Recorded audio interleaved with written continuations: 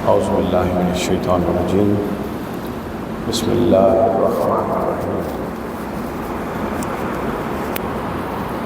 اللہ رب العزت کا شکر ہے، اس کی توفیق سے ہم آج جمعۃ المبارک میں اس کے حضور، اس کے گھر میں حاضر ہیں۔ اللہ تعالیٰ اس حاضری کو قبول فرمائے۔ آج ہم چونکہ ربیع الاول کا مہینہ اور پھر ربیع الاول میں بھی 12 ربیع الاول جو معروف قول کے مطابق حضور نبی اکرم صلی اللہ علیہ وآلہ وسلم کی ولادت مبارکہ کا دن ہے، اس کی آمد ہے اور ہم اس سے ایک آدھ دن پیچھے بیٹھے ہیں، تو اس مناسبت سے آج ہم حضور علیہ الصلوۃ والسلام کی مبارک سیرت کو دو حوالوں سے زیر بحث لائیں گے۔ بلکہ اگر آپ نے سیرت رسول صلی اللہ علیہ وآلہ وسلم کو آسانی کے لیے سمجھنے کے لیے اگر ہم اس کو دو گوشوں میں یا دو حصوں میں تقسیم کریں تو اس کے دو پہلو عام طور پہ سامنے آتے ہیں۔ ایک پہلو سیرت کا، یا آپ یوں کہہ لیں کہ حضور نبی اکرم صلی اللہ علیہ وآلہ وسلم کے جتنے کمالات ہیں جو آپ سنتے ہیں، ہم بیان کرتے ہیں، ان کو اگر ہم کیٹیگرائز کرنا چاہیں تو وہ دو حصوں میں تقسیم ہوتے ہیں۔ ایک مقام کا نام ہے مقام، یا ایک حصے کا نام ہے جو آپ کی سیرت کا ہے، وہ ہے ابدیت کاملہ، اور دوسری چیز کا نام ہے نبوت جامعہ۔ حضور کی سیرت کو ہم دو حصوں میں تقسیم کر سکتے ہیں بڑی آسانی کے لیے، سیرت کا فہم حاصل کرنے کے لیے۔ ایک حصہ ہے ابدیت کاملہ اور دوسرا حصہ ہے نبوت جامعہ، کہ کامل عبد ہونا اور بطور کامل بندہ، اللہ کے کامل بندہ ہونے کے حوالے سے آپ کی شخصیت کے کون سے پہلو ہمارے سامنے آتے ہیں، اور دوسرا ہے نبوت جامعہ،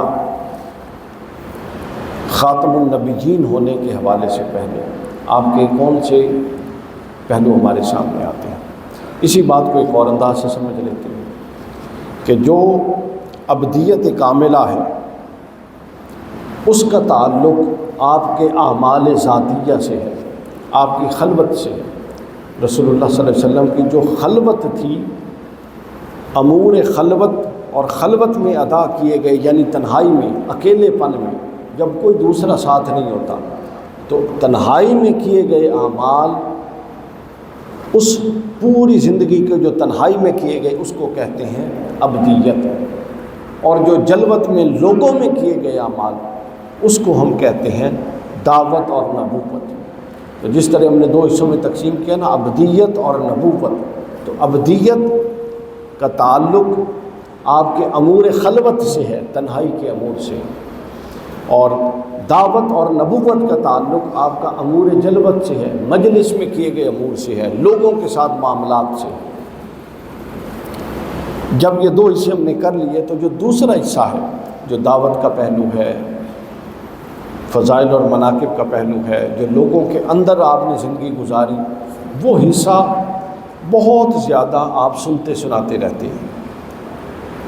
لیکن جو دوسرا حصہ ہے جس کا تعلق آپ کی ذاتی زندگی کے ساتھ ہے، جو آپ کی خلوت کی حیات ہے، جو آپ کی تنہائی کی زندگی ہے، اس کو ہم سنتے بھی کم ہیں، بیان بھی کم کرتے ہیں، جبکہ رسول اللہ صلی اللہ علیہ وآلہ وسلم کا جو اصل کمال ہے وہ مقام بندگی ہے، جو آپ کی خلوت کی، اکیلے کی زندگی تھی۔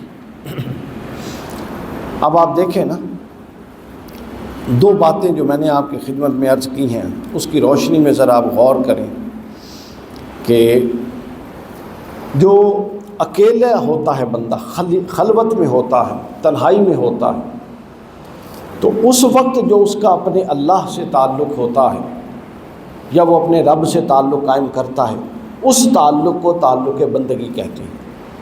اور جب وہ بندوں میں ہوتا ہے اور بندوں میں جو اپنے فرائض دعوت اور فرائض نبوت انجام کرتا ہے، اس کو نبوت کہتے ہیں۔ تو یہ دو تقسیمیں آپ کے ذہن میں واضح ہو گئی۔ جو ہے دعوت،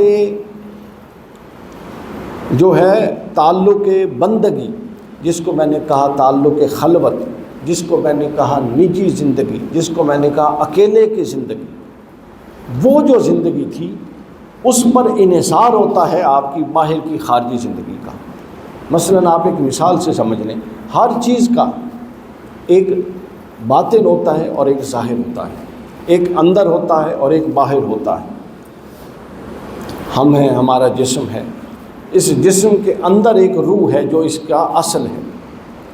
حالانکہ ہر کوئی یہی سمجھ رہا ہے کہ میں بات کر رہا ہوں، میرے ہاتھ حرکت کر رہے ہیں، میرا دماغ کام کر رہا ہے، مگر اس سب کو روح حرکت کرنے کے لیے ایک اندر موجود ہے جس کو روح کہتے ہیں، وہ سب کچھ کر رہی ہے۔ تو رسول اللہ کی جو حیات خلوت ہے، تنہائی کی زندگی ہے، وہ ہمیں سمجھنی چاہیے، چونکہ وہ زندگی صرف ایک پہلو کا بیان کرتی ہے۔ دعوت کی زندگی میں تو بہت سارے پہلو ہیں۔ دعوت کی زندگی میں توحید کا بیان، دعوت کی زندگی میں جناب جنگیں لڑی، دعوت کی زندگی میں معاہدے کیے، دعوت کی زندگی میں مشکلات برداشت کی، دعوت کی زندگی میں سیاست کی، دعوت کی زندگی میں جناب ریاست قائم کی، یہ سب دعوت کی زندگی۔ اور جو ابدیت کی زندگی ہے، جو دوسرا حصہ ہے، اس کا صرف ایک نقطہ ہے، مرکزی نقطہ ہے، اور وہ ہے اللہ سے تعلق کا قیام ہونا۔ اللہ سے تعلق کا قائم ہونا وہ مرکزی نقطہ ہے خلوت کی زندگی کا، کہ جب بندہ اکیلا ہوتا ہے تو اللہ تعالیٰ کے ساتھ اپنے تعلق کو کیسے قائم کرتا ہے۔ رسول اللہ صلی اللہ علیہ وسلم نے جن امور سے متعلق ہمیں ہدایات دیں اور جن امور کی اصلاح کے لیے تشریف لائے، اس میں سے پہلا امر یہ تھا، یہ بات ذہن نشین کر لیں اور غور سے سن لیں، ہم نے پھر اسی پر بات کرنی۔ پہلا مقصد، اولین مقصد جس کے لیے آپ اس دنیا میں تشریف لائے، وہ یہ تھا کہ بندوں کا رب سے تعلق مضبوط ہو جائے۔ باقی دعوت کے سارے مراحل جو خارجی تھے وہ اسی کی اظہار تھی، مختلف صورتیں تھیں۔ تو نبوت کا، آمد انبیاء کا، نزول کتب کا، اگر آپ سے کوئی پوچھے کہ کوئی ایک مرکزی نقطہ بتائیں کیوں انبیاء آتے تھے یا کیوں اللہ کتابیں نازل کرتا تھا، تو ایک جواب ذہن میں رکھ لیں، وہ جواب یہ تھا کہ بندے کا اللہ سے جو تعلق ہے وہ ٹھیک ہو جائے، وہ قائم ہو جائے۔ رسول اللہ نے یہ خود بھی قائم کیا، یہ ہمیں بھی قائم کروایا، اور اس تعلق کے قائم کرنے میں جو رکاوٹیں تھیں ان رکاوٹوں کو اپنی تبلیغ، عقائد، تصورات کے ذریعے ختم بھی کیا۔ رکاوٹیں کیا تھیں؟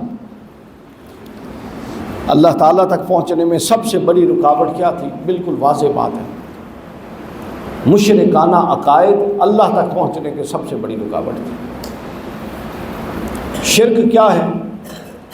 اس کے یہ بھی خدا، یہ بھی خدا، یہ بھی خدا، یہ بھی خدا، سورج بھی خدا، چاند بھی خدا، ہواؤں، درختوں، سمندروں کے آگے سجدہ ہو رہا۔ پھر وقت کیا آیا؟ فلاں شخص خدا کا اوتار، فلاں شخص خدا کا اوتار، فلاں شخص میں خدا حلول کر گیا، فلاں شخص میں خدا موجود ہے۔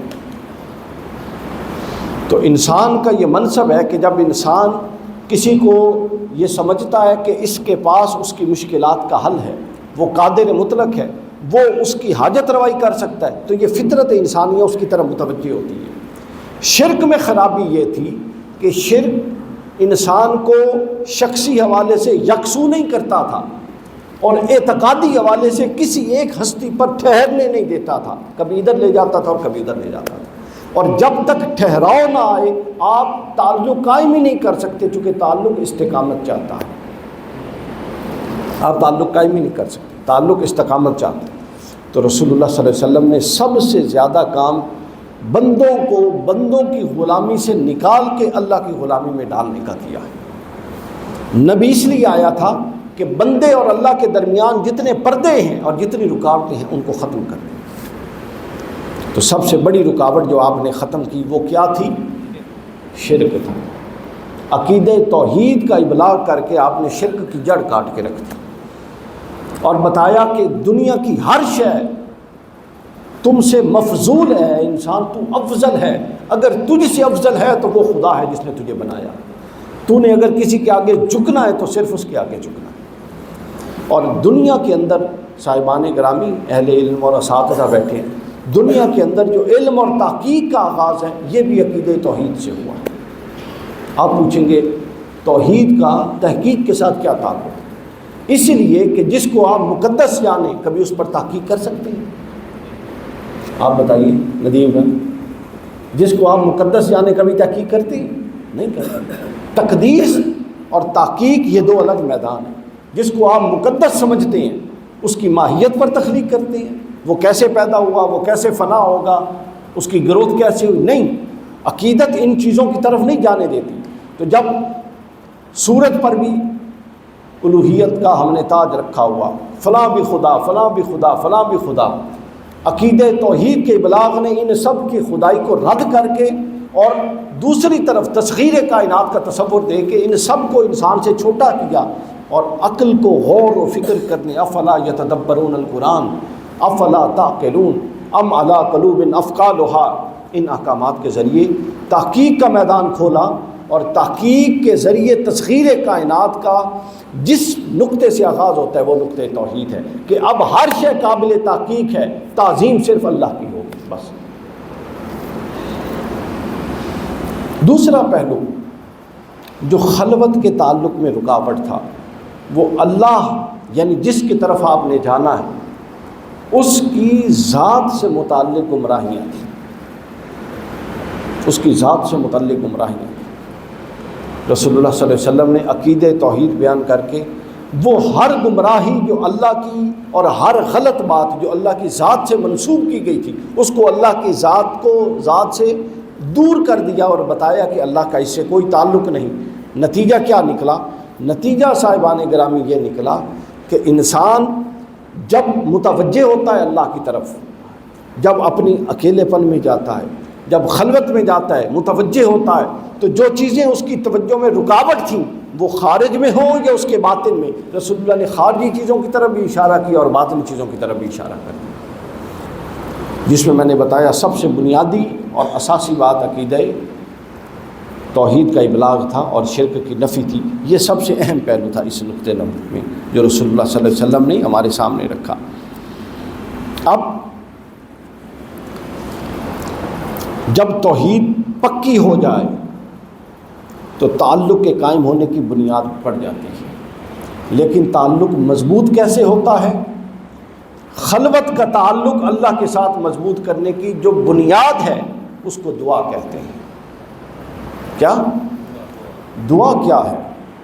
دعا یہ ہے کہ تذلل، عاجزی، انکساری، اللہ کے سامنے اپنے آپ کو بچھا دینا، اللہ کے سامنے اپنے آپ کو یوں ڈال دینا جس طرح مردہ نہلانے والے کے ہاتھ میں ہوتا ہے۔ جب تک آپ خلوت میں اپنی آنکھوں کو بند کر کے تھوڑی دیر کے لیے دنیا سے کٹ ہو کر، دنیا کو منقطع کر کے، ہر تعلق کو، ہر تصور کو تھوڑی دیر کے لیے اپنا باطن کا تعلق اللہ سے قائم نہیں کرتے، تھوڑی دیر کے لیے اپنی سوچ کو اللہ کی بارگاہ میں اعتکاف پر نہیں بٹھاتے۔ آپ مسجدوں میں اعتکاف پر بیٹھتے ہیں نا، وہ آپ کا جسم بیٹھتا ہے گھر سے آ کے، میں بات کر رہا ہوں کہ آپ کا دل اور دماغ اللہ کی بارگاہ میں اور اس کے حضور میں اعتکاف پر بیٹھے۔ جب آپ یہ کام نہیں کریں گے اس وقت تک آپ اللہ تعالیٰ سے تعلق کا حظ نہیں لے سکتے کہ اس کا تعلق دیتا کیا ہے۔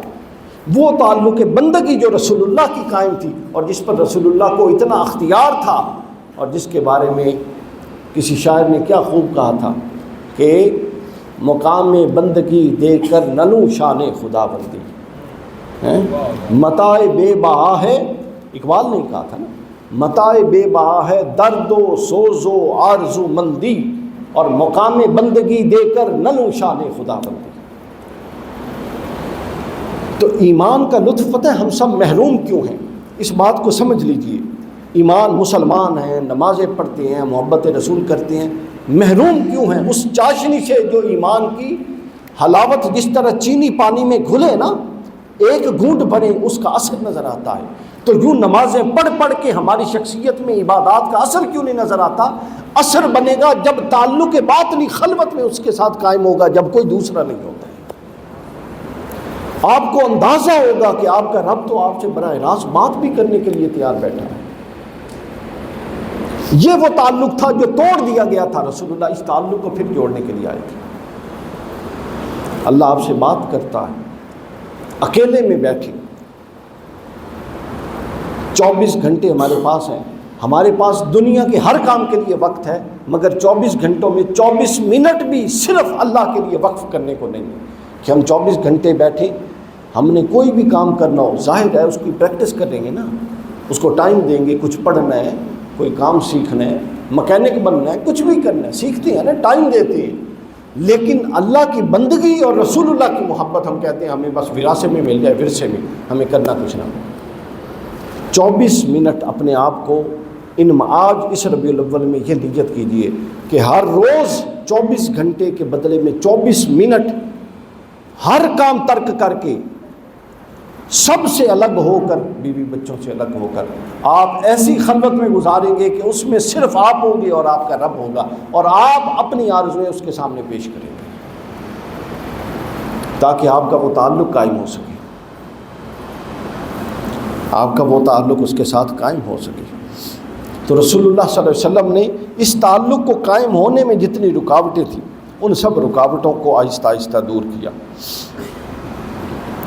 اور ان سے روکا، اس کی اصلاح کی۔ اور یہ آپ کے انسانیت پر جو بڑے احسانات تھے ان میں ایک یہ احسان تھا کہ آپ نے اللہ کی دہلیز تک انسانیت کو پہنچایا۔ اب میں نے بتایا، اب اگلے نقطے کی طرف آتے ہیں۔ توحید کے بعد اگلا نقطہ ہے جو اس تعلق کو قائم کرتا ہے، وہ ہے دعا۔ دعا سے متعلق جتنے غلط فہمیاں تھیں، دعا کیا ہے نا، دعا ہے اللہ کو پکارنا۔ اس پکارنے، اب پکارتا وہی ہے بھائی جس کو یقین ہو کہ میرے کوئی سننے والا بھی ہے۔ اس سے متعلق جتنی غلط فہمیاں تھیں حضور اسلام نے ان تمام غلط فہمیوں کو دور کیا۔ مثلا عربوں میں یہ رواج تھا، وہ کہتے تھے ایک بڑے خدا کے سب قائل تھے، یہ بات ذہن میں رکھنی، اللہ کے سب قائل تھے، مگر اس کے ساتھ ساتھ انہوں نے چھوٹے چھوٹے خدا بنا رکھے تھے۔ تو وہ کہتے تھے کہ وہ بڑا چونکہ بہت بلند ہے تو ہبل اور لات عزا منات ہماری آواز اس تک پہنچاتے ہیں۔ کیا کہتے تھے کہ وہ ہے لیکن وہ اتنا دور ہے کہ یہ جن خداؤں کی ہم پوجا کرتے ہیں یہ ہماری آواز اس تک پہنچاتے ہیں۔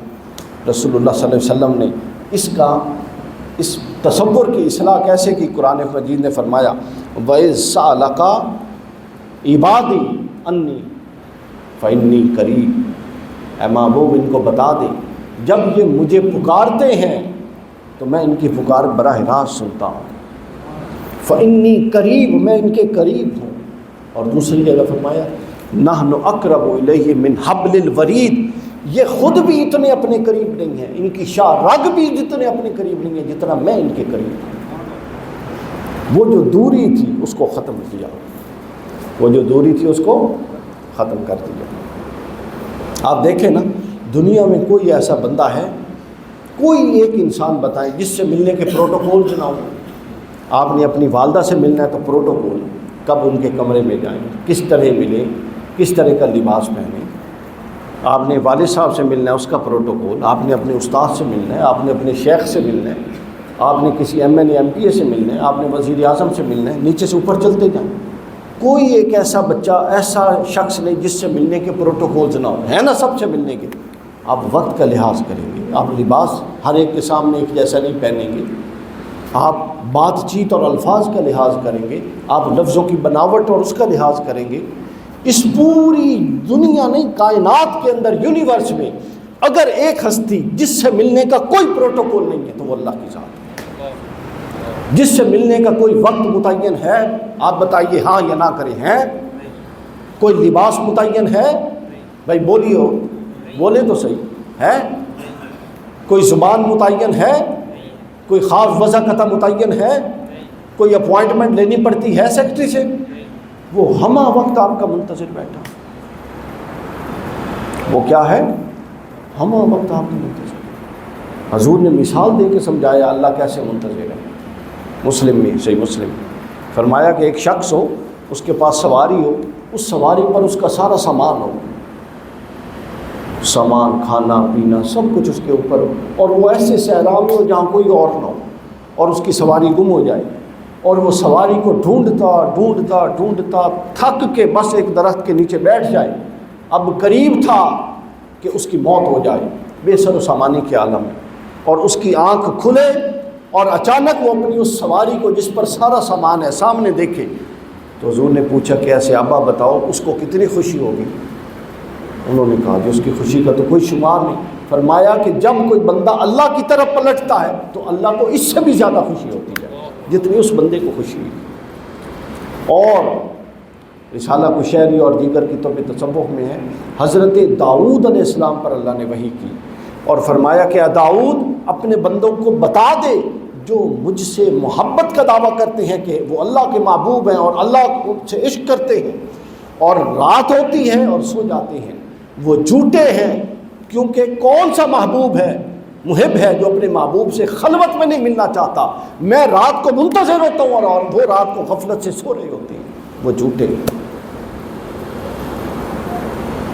اور دوسری جگہ امام ابو طالب مکی فرماتے ہیں کہ جب کوئی بندہ اللہ کی طرف پلٹتا ہے تو اللہ تعالیٰ کو جس قدر خوشی ہوتی ہے، اگر اس خوشی کا شعور انسان کو عطا کر دیا جائے تو انسان کیا ہر عضو پھٹ کے جدا ہو جائے ایک دوسرے سے، اس کا وجود تحمل بھی نہ کر سکے کہ اللہ تعالیٰ اس سے پلٹنے سے اتنا خوش ہو رہا ہے۔ امام کشیری نے فرمایا، لکھا ہے رسالہ کشیری میں، کہ جب اللہ نے حضرت آدم کو پیدا کیا تو اللہ نے فرمایا کہ اے آدم میں یہ چاہتا ہوں کہ تو میری دہلیز پر بیٹھا رہے اور اپنا رخ میری طرف کر لے۔ کیا کر؟ اپنا رخ میری طرف کر۔ پھر فرمایا کہ آدم اگر تو دنیا میں اتنا محو ہو جائے کہ میری دہلیز سے اٹھ جائے تو ٹھیک ہے، اٹھ جانا، مگر اپنا چہرہ میری طرف کیے رکھنا۔ پھر اگر تو اتنا محو ہو جائے کہ دہلیز سے بھی اٹھ گیا اور چہرہ بھی میری طرف سے پھر گیا تو کم از کم اپنا دل میری طرف راغب رکھنا۔ پھر اگر تو اتنا محو ہو گیا کہ تیرا دل بھی راغب نہ رہا تو فرمایا جب کبھی میں یاد آؤں پلٹ کے آنا، جب تو میری دہلیز پہ آئے گا مجھے اپنا منتظر پائے گا، میں تیرے انتظار میں بیٹھا ہوں۔ تو یہ اساس ہے ہر شے کی۔ رسول اللہ صلی اللہ علیہ وآلہ وسلم، انبیاء آتے کس لیے ہیں؟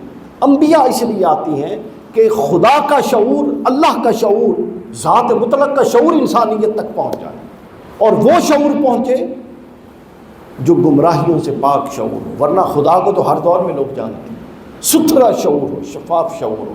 اب شفاف شعور ہی کیوں پہنچانا ہے بتائیے؟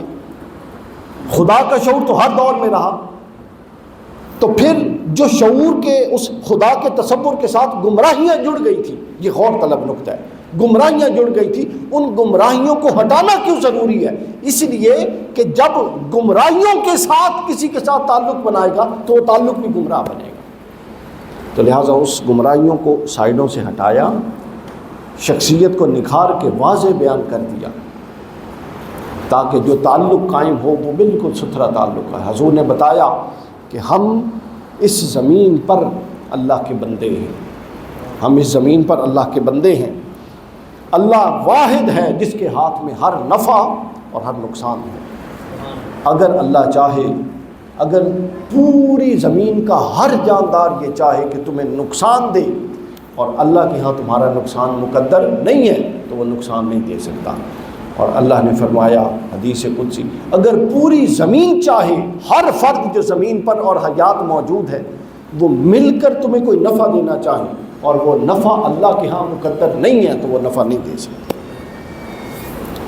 اللہ واحد حاجت روا، واحد مشکل کشا، ہر مشکل کشائی اور حاجت روائی اللہ کی دست قدرت کے اندر ہے۔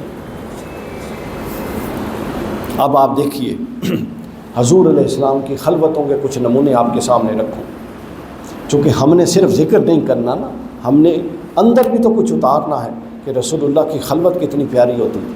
آپ اکیلے بیٹھتے تھے تو آپ کے اکیلے کے معاملات کیا تھے؟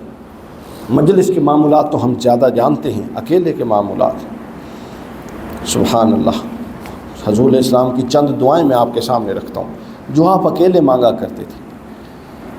اور یہ بھی ذہن میں رکھ لیں، یہ جو دعا کے ذریعے تعلق بنانا ہے یہ آپشنل نہیں ہے، یہ نہیں ہے کہ ٹھیک ہے جی بڑی اچھی گل ہے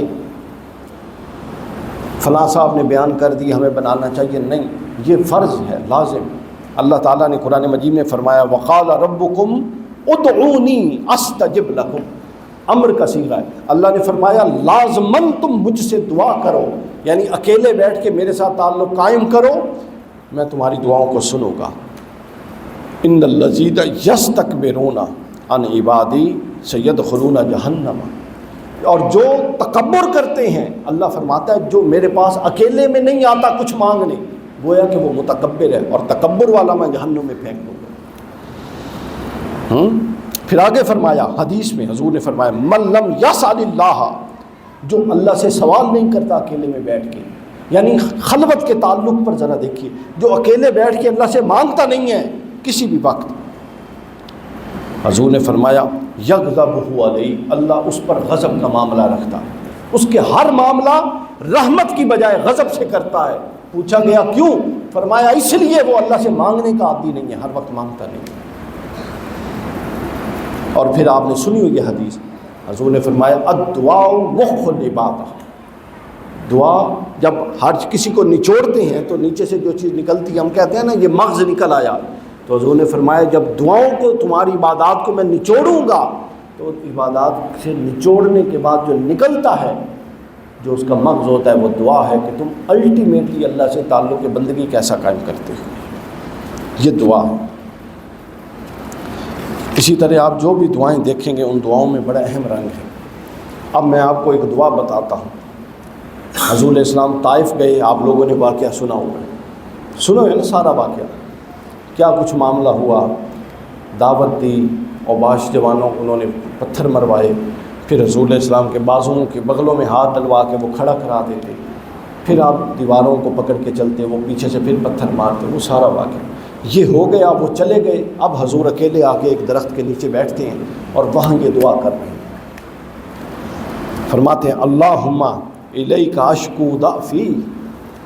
اب ذرا سنیے ایک بندہ کامل کی جو نبی اور نبی الانبیاء اور سید الانبیاء اور خاتم النبیین ہے، اس کی اپنے رب سے مناجات اور اکیلے کی واردات سنیے کیا ہے۔ فرماتے ہیں کہ الہی میں تیری بارگاہ میں اپنی کمزوری کا ذکر کرتا ہوں طائف سے نکل کے، اے اللہ میں تیری بارگاہ میں اپنی بے سر و سامانی کا ذکر کرتا ہوں، اے اللہ یہ لوگ میری بڑی تحقیر کر رہے ہیں، اے اللہ میں تیری بارگاہ میں اپنی بے بسی کا ذکر کرتا ہوں، اے اللہ تو نے مجھے کن کے حال میں رکھ دیا ہے، کن کے ہاتھوں پر چھوڑ دیا ہے، کیا تو نے ان کو اختیار دے دیا ہے کہ یہ جو چاہیں میرے ساتھ کریں؟ پھر فرماتے ہیں کہ اے اللہ یہ بڑے ترش روح ہیں اور بڑے سخت دشمن ہیں جن کے رحم و کرم پر تو نے مجھے ڈال دیا۔ یہ سب باتیں کر کے پھر فرماتے ہیں، اب دیکھیے بندگی کہاں سے کیا کروٹ لے رہی۔ پھر فرماتے ہیں کہ اللہ اگر یہ سب کچھ تیری ناراضگی کی وجہ سے نہیں ہے، اللہ کا بندہ اللہ کا پیغام لے کے آ رہا ہے، اللہ نے کہاں ناراض ہونا ہے، اللہ تو راضی ہے، پیغام ہی اللہ کا لا رہا ہے، لیکن بندگی کے آداب یہ ہوتے ہیں۔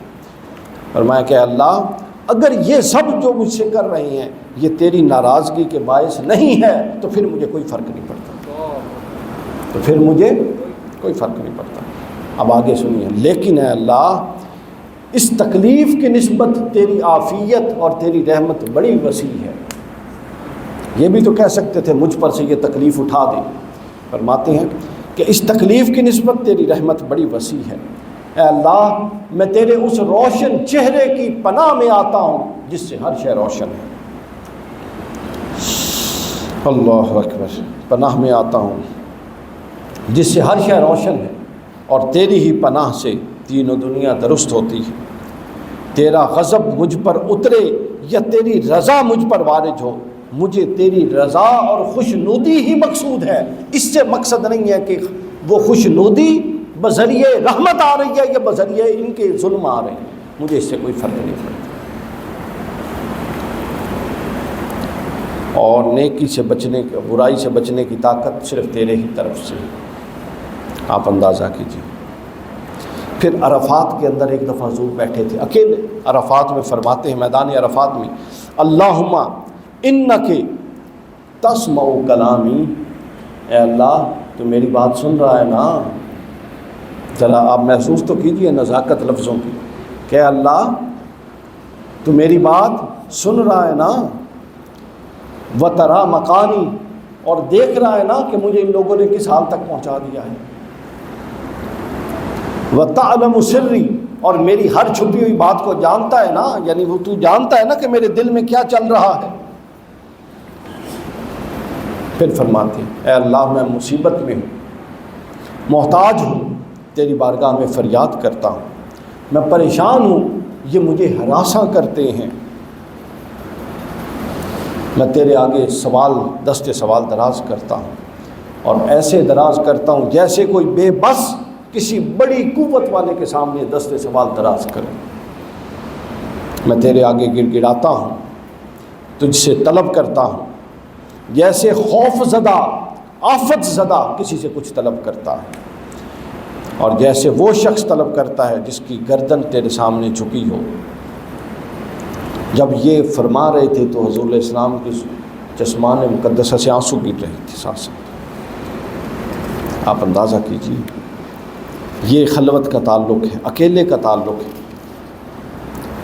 پھر اس کے بعد سنن نسائی کے اندر ایک حدیث پاک فرماتے ہیں اللہم اہدنی لأحسن الاعمال، یعنی اگر آپ نے، میں آپ کو بالکل صحیح بات بتاؤں، اگر آپ نے مسلمان ہونے کا حظ لینا ہے تو وہ اللہ سے خلوت کا تعلق قائم کیے بغیر، اگر آپ سمجھیں آپ کو حظ آئے گا، اگر آپ سمجھیں کتاب پڑھنے سے حظ آئے گا، اگر آپ سمجھیں محض نماز پڑھنے سے حظ آئے گا، یہ سب عبادات، یہ فرض یہ تو کرنے ہیں، مگر جو تعلق، ہر تعلق ہے، ہر تعلق وقت چاہتا ہے۔ دنیا کا کون سا تعلق ہے جو بغیر وقت کی قائم کر سکے؟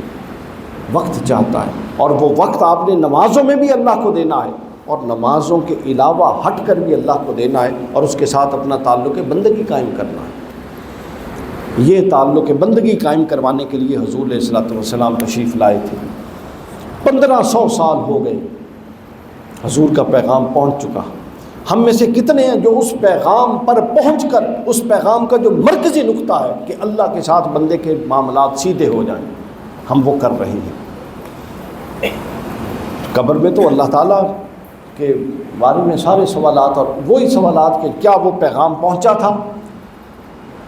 یہ جو ہم قبر کے سوال کی تعبیر کرتے ہیں نا کہ اس ہستی کو تو کیا کہتا ہے، ہم یہ اس کی عاشقانہ تعبیر کرتے ہیں۔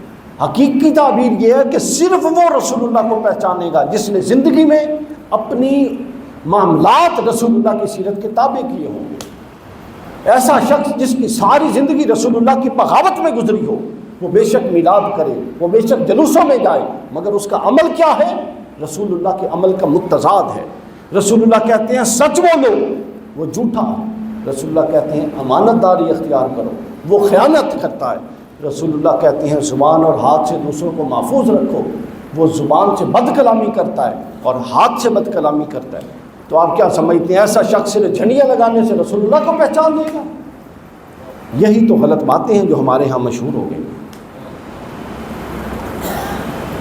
اور پھر ہم نے حضور کا سامنا کرنا ہے۔ تو حضور علیہ السلام نے یہ جو تکلیفیں اٹھائیں، یہ کس کے لیے اٹھائیں گے؟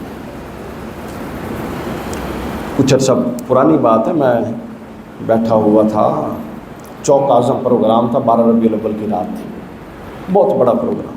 وہاں ہمارے پاکستان کے بہت بڑے نعت خان وہ ایک شعر پڑھ رہے تھے کہ سونا آیا تو سج گئے گلیاں بازار، یہ بڑی مشہور نعت ہے۔ تو میں نے انہیں کہا بھائی یہ بات تو ٹھیک ہے، سونا آیا تو سج گئے گلیاں بازار، لیکن ناراض نہ ہو گیا ہے، سونا اس واسطے نہیں سی آیا کہ گلیاں بازار سجا، سونا اس واسطے آیا ہی کہ سارے کردار سجا۔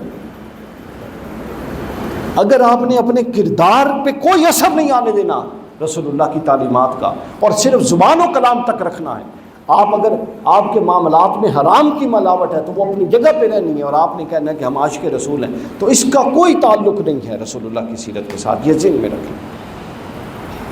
ہم یہ بات کب سمجھیں گے کہ ہم نے زبان سے آگے ایک قدم بڑھنا ہے اور سیرت نبی کا عکس بھی اپنی سیرتوں کے اندر داخل کرنا ہے۔ نبی اس لیے آئے تھے، نبی اس لیے آئے تھے۔ اب حضور کیا فرماتے ہیں، سنن نسائی کی حدیث، اللہم اہدینی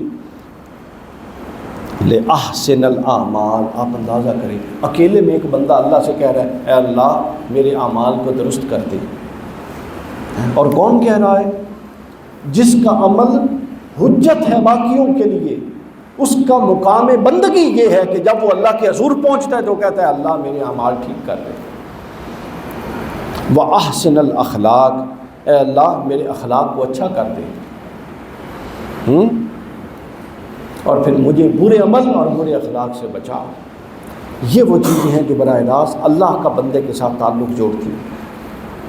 پھر آگے فرماتے ہیں، آئینہ دیکھنے کی دعا آپ نے پڑھی ہوئی ہے، وہ کیا دعا ہے؟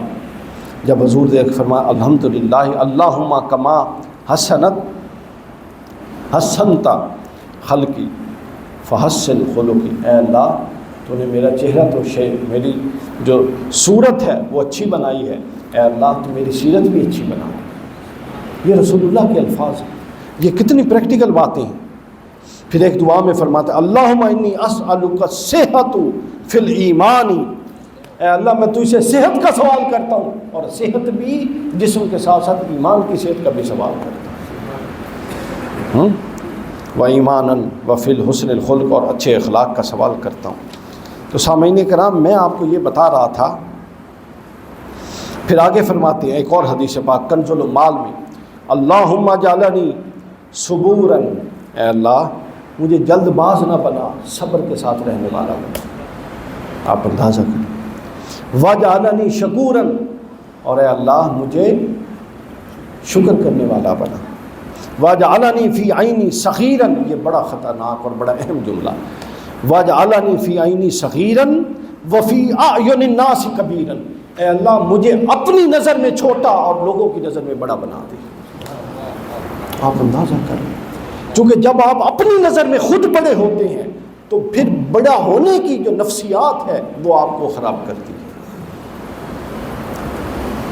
رسول اللہ صلی اللہ علیہ وسلم کی تعلیمات کیا ہیں کہ اپنے آپ کو برابر اور چھوٹا رکھ کے پیش کیا جائے،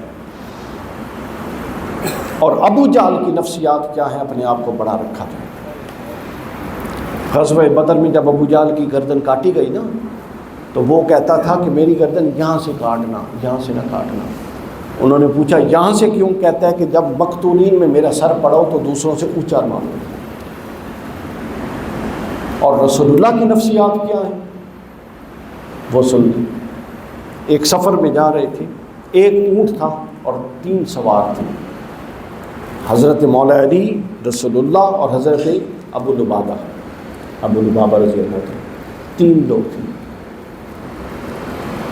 تینوں اپنی اپنی باری پر چڑھتے اور اترتے۔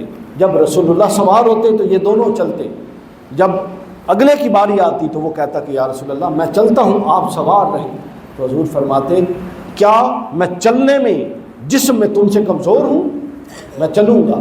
اور پھر فرماتے کہ کیا پیدل چلنے میں جو اللہ کے ہاں برابری کی وجہ سے، عدل کی وجہ سے اجر آ رہا ہے، کیا میں اجر کا تم سے کم حاجت مند ہوں؟ نہیں، میں تو حاجت مند ہوں، میں تو اجر لوں گا۔ تو یہ اصل چیز ہے۔ بندہ یہ ہوتا ہے کہ وہ اپنے آپ کو اپنے اندر سے اس نفسیات کا ہی خاتمہ کر دے کہ میں کوئی کسی سے ممتاز بھی ہوں۔ سب سے بڑی جو تباہی ہے شخصیت کے اندر وہ یہی ہے کہ ہم دوسرے کو حقیر اور خود کو بڑا سمجھیں۔ اور حدیث صحیح ہے، حضور نے فرمایا کسی کے کبائر گناہ یعنی بڑا گناہ گار ہونے کے لیے یہ کافی ہے کہ وہ لوگوں کو خود سے چھوٹا جانتا۔ تو حضور دعا فرماتے کہ اللہ مجھے اپنی نظر میں چھوٹا اور لوگوں کی نظر میں بڑا کر۔ اور امام غزالی رحمۃ اللہ علیہ نے بیان کیا ہے مکاشفۃ القلوب میں کہ ہم پچھلے انبیاء میں سے ایک نبی کی ابلیس سے ملاقات ہو گئی، شیطان سے ابلیس سے ملاقات ہو گئی۔ اس نے اللہ کے نبی نے اس سے پوچھا کہ اے ابلیس یہ بتا کہ تیرا آخری حربہ جو تو بندہ مومن پر لگاتا ہے، تیرا آخری حربہ کیا ہے؟ تو ابلیس نے کہا کہ میرا آخری حربہ جو میں ہر ایک پر نہیں، کاملین پر اپلائی کرتا ہوں، وہ یہ کرتا ہوں کہ میں ان کی نگاہ ان کی اصلاح سے ہٹا کر لوگوں کی اصلاح پر لگا دیتا ہوں۔ اور میں چاہتا ہوں، میں کہتا ہوں کہ اب تسی کامل ہو گئے ہو اور تسی لوگوں کی اصلاح کر۔ اور شیخ سعدی شیرازی رحمۃ اللہ تعالی علیہ بیان کرتے ہیں، اپنے بیٹے کے ساتھ بیٹے کو جگایا تہجد کے لیے، بیٹے نے تہجد پڑھی اور اس کے بعد ایک جملہ بول دیا کہ ابا جان یہ لوگ کیسے بدبخت ہیں، سوچ پڑے ہیں، غافل ہیں۔ شیخ صاحب نے سر پکڑ لیا اور انہوں نے کہا کہ تو نے جو 2 نفل پڑھے وہ قبول ہوئے یا نہ ہوئے معلوم نہیں، لیکن یہ جو جملہ تو نے بدگمانی پر مبنی اتنے لوگوں کے بارے میں کہہ دیا، یہ تو لکھا گیا۔ شیخ سعدی شیرازی روتے رہے اور کہتے کاش میں اپنے بیٹے کو تہجد کے لیے نہ جگاتا، 2 نفل ہی قضا ہوتے نا، اس گناہ سے تو بچ جاتا۔ تو دوسروں کے معاملے میں ججمنٹل ہونا، یہ وہ نفسیات ہے جو آپ کو تباہ و برباد کر، اور یہ نفسیات سنت نبوی سے ٹکراتی ہے۔ حضور ججمنٹل نہیں تھے، ججمنٹل۔ حضرت خالد، آخری بات کر لوں مجھے معلوم ہے ٹائم ہو گیا، حضرت خالد بن ولید نے ایک غزوے میں لڑ رہے تھے تو ایک شخص نے کلمہ پڑھ لیا، حضرت خالد نے پھر بھی مار دیا۔ یہ بات رسول اللہ تک پہنچی، حضور اتنے ناراض، صحابہ کہتے ہیں ہم نے کبھی حضور کو اتنا غضبناک نہیں دیکھا۔ حضور غضبناک، اور پوچھا کہ خالد یہ کیا کر دیا؟ حضرت خالد نے کہا کہ یا رسول اللہ اس نے تلوار کے ڈر سے کلمہ پڑھا تھا۔ حضور فرماتے ہیں خالد کیا تو نے اس کا دل چیر کے دیکھ لیا تھا کہ وہ تلوار کے ڈر سے کلمہ پڑھ رہا ہے؟ 3 دفعہ، اے خالد کیا تو نے اس کا دل چیر کے دیکھ لیا تھا کہ وہ تلوار کے ڈر سے کلمہ پڑھ رہا ہے؟ اور پھر حضور نے یوں ہاتھ اٹھائے اور فرمایا اے اللہ میں خالد کے اس عمل سے بری ہوں، میں خالد کے اس عمل سے بری ہوں۔ تو دوسروں کے معاملے میں ججمنٹل نہیں ہونا، یہ سنت کا ابتدائی سیرت النبی کا پیغام۔ دوسروں کے معاملے میں کبھی بدگمان نہیں ہونا، اپنی اصلاح پر پہلے فوکس رکھنا ہے، دوسروں کے عیوب پر نظر نہیں رکھنی، اپنے عیوب پر نظر رکھنی۔ یہ وہ امور ہیں جو آپ کو تعلق بندگی جو آپ کا خلوت میں اللہ سے قائم ہوگا، یہ وہ دروازہ ہوگا جہاں سے پھر محبت الہی اور محبت رسول، اور وہ محبت الہی وہ محبت رسول جو آپ کے دل میں چراغ کی طرح روشن ہوگی، اس کا دروازہ کھولے گا۔ پھر آپ کو زبان سے کوئی لفظ بھی نہیں کہنا پڑے گا محبت کے لیے۔ آپ تھوڑی دیر کہیں سفر کر رہے ہیں، آپ کو 2 منٹ ملے ہیں تو 2 منٹ کی آپ کی قربت ہو جائے گی اللہ کے ساتھ۔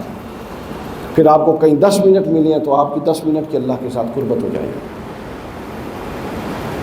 لیکن اس مقام تک پہنچنے کے لیے آپ کو اس سے پہلے چند مہینے، سال نہیں، چند ہفتے اور چند مہینے کی مشق کرنی ہے۔ اللہ منتظر بیٹھا ہے، وہ اتنا بندے کو ستاتا نہیں ہے، وہ جلدی جلدی آ جاتا ہے، راضی ہو جاتا ہے۔ تو لہٰذا اپنی خلوتوں کو اللہ تعالیٰ کی صحبت کے ساتھ مزین کیجیے۔ اکیلے بیٹھے تو یوں بیٹھیے کہ اب میں اللہ کے پاس بیٹھ رہا ہوں، جس طرح 2 دوست آپس میں بیٹھتے ہیں، اور پھر اس کے ساتھ ہم کلام ہوئیے۔ حضرت مولا علی فرماتے ہیں کہ جب میرا دل چاہتا ہے کہ میں اللہ سے بات کروں تو میں نماز پڑھتا ہوں، اور جب میرا دل چاہتا ہے کہ اللہ مجھ سے بات کرے تو پھر میں قرآن پڑھتا ہوں۔ یہ اللہ کی مجھ سے باتیں ہیں، تو پھر خلوت میں قرآن ایسے پڑھیں۔ اقبال ایک دفعہ قرآن، علامہ بہت پڑھتے تھے، پڑھ رہے تھے قرآن، تو ان کے والد گزرے، انہوں نے کہا کل ایک بات بتاؤں گا۔ پھر کہا اچھا کل بتاؤں گا، ہر روز یہی کہتے کل بتاؤں گا۔ ایک دن اقبال نے پکڑ لیا، انہوں نے کہا آپ روزانہ عرصہ سے فرما رہے ہیں، بتاتے نہیں ہیں۔ انہوں نے کہا اچھا آج بتا دیتا ہوں کہ اقبال یوں پڑھ کے گزر نہ گیا کر بلکہ ہر آیت کو پڑھ کے رک گیا کر اور یہ تصور کر کے ابھی یہ آیت تجھ پر اتر رہی ہے، دیکھ یہ تجھ پر کیا اثرات ڈالتی ہے۔ جب وہ آیت تو یہ اس تصور سے پڑھے گا کہ تجھ پر اتر رہی ہے، اس وقت تک تو اس کے حقیقی اسرار و رموز سے واقف نہیں ہو سکتا۔ اس کو پھر اقبال نے اس نصیحت کو والد صاحب کے شعر میں لکھا تھا کہ تیرے وجود پر جب تک نہ ہو نزول کتاب، گرا کشا ہے نہ رازی نہ صاحب کشاف۔ رازی امام فخر الدین رازی اتنے بڑے مفسر، تفسیر کبیر 30 جلدوں کی، اور صاحب کشاف امام زمخشری۔ اشارہ یہ ہے کہ تم رازی کو پڑھ دو، یہ زمخشری کو پڑھ دو، جب تک نزول کتاب تم پر نہیں ہوتا قرآن کی گرہ نہیں کھل سکتی۔ اور قرآن کی گرہ نہیں ہے، ذات محمدی کی گرہ ہے، چونکہ پورا قرآن ذات محمدی کی سیرت ہے۔ جو حضور کرتے تھے یا جو حضور سے اللہ نے کروانا تھا ادھر کروایا اور ادھر لکھ دیا، اس کو لکھے ہوئے کو قرآن کہتے ہیں، اور چلتے پھرتے قرآن کو محمد رسول اللہ۔ اللہ تعالیٰ آپ سب لوگوں کی حاضری قبول فرمائے اور ہمیں رسول اللہ صلی اللہ علیہ وسلم کی سیرت کا اور آپ کی ذات پاک کے فیوز اور برکات اور سیرت کا کامل شعور عطا فرمائے۔ وما علینا الا البلاغ۔